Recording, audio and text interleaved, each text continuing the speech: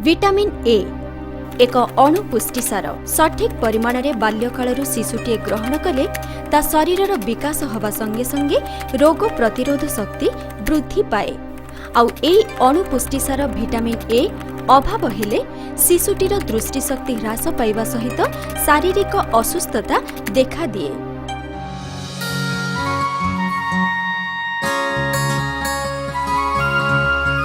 एई कथा को भल भावरे बुझी पारिछंती गंजाम जिला हिंजिलीकाटु ब्लॉक कंचूर गाँवर आरती महांती। आरती निज पिला को विटामिन ए दबा विषय रे निजे सचेतन हवा सह अन्य मानंकु भी सचेतन करई पारिछंती। दुई पिला स्वामी आउ सासुंकु नै आरती परिवार पुओ को एबे 5 वर्ष आउ झियो को 3 वर्ष 2 मास।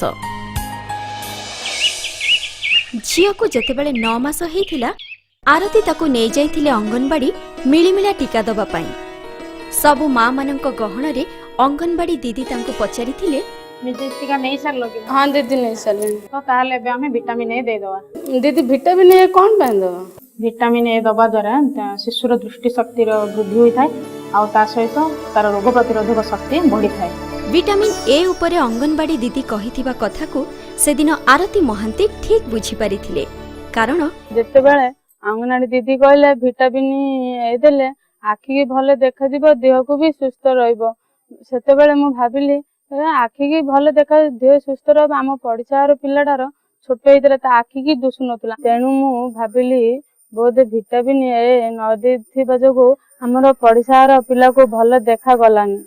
पड़िसा घर पिला को काले विटामिन ए अभावरु भल देखा जाउ नथिला।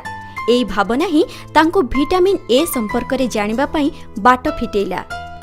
तापर मु स्थिर कली विटामिन ए निश्चय मु खोइबि झियो को। सेदिन तांको झियो को से विटामिन ए दबा संगे संगे बुझी पारिथिले विटामिन ए रो उपयोगिता को, आवश्यकता को आउ उपकारिता को।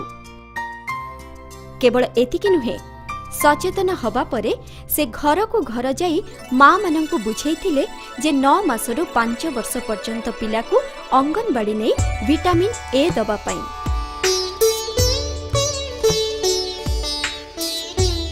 मु आम गाँव समस्त माँ मानू कहली अंगनबाड़ी जाइए विटामिन ए दियो। एबे समस्त विटामिन ए दौचंते।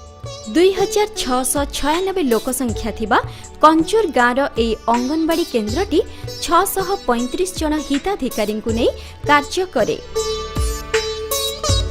एठारे 1 रु 5 वर्ष पर्यंत पिलांक संख्या 51 जन। आज सबु माँ माने निज निजर पिलांकु 9 मास पूरिबा परे अंगनबाड़ी केन्द्र को आसुछंती मिलिमिला टीका सहित विटामिन ए दबा पाई। विटामिन ए सहित स्वास्थ्य विभाग द्वारा कृमिनाशक औषध प्रति वर्ष मे और नवेम्बर मासरे दिया जाए। छोट छुआ मान पेटे अधिकांश कृमि हो जाए थाए, तेणुकर एटा कृमिनाशक औषधटा मत आ सहित दिया होछि। विटामिन ए जहाँकि वर्तमान भास योजना भावरे जना। एहा वर्ष को 2 थर दिया जाउछि। प्रथम डोज मे मासरे एवं द्वितीयटी नवेम्बर मासरे।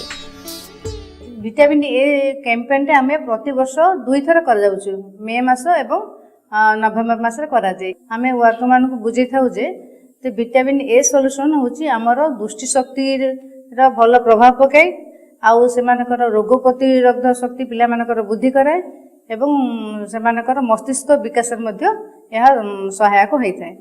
तेणु अंगनवाड़ी वर्कर माने भल भाव यह बुझी थांती। सेमाने दबा पूर्व माँ मान को गोटे नहीं कि मीटिंग करेंगे ये विटामिन ए सॉल्यूशन रा उपकारिता कौन से माँ माने सचेतन हेबे। एटा होछि विटामिन ए सॉल्यूशन। या खाଇବା द्वारा शिशुर दृष्टि शक्ति वृद्धि होइथाय। विटामिन ए रो अभाव शिशु मृत्यु हारर अन्य एक कारण।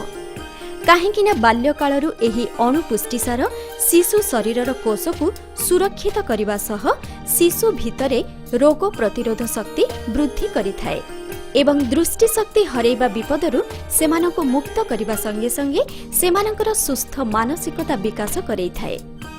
पाचिला अमृतभंडा, साग, अंडार हलदिया अंश ମୁଗ ଇତ୍ୟାଦିରୁ ଭିଟାମିନ୍ ଏ ପ୍ରଚୁର ମାତ୍ରାରେ ମିଳେ ବୋଲି ତାକୁ ଖାଦ୍ୟ ରୂପେ ଗ୍ରହଣ କରିବା ପାଇଁ ମାମାନଙ୍କୁ ଶିକ୍ଷା ଦିଆଯାଏ, ସଚେତନ କରାଯାଏ,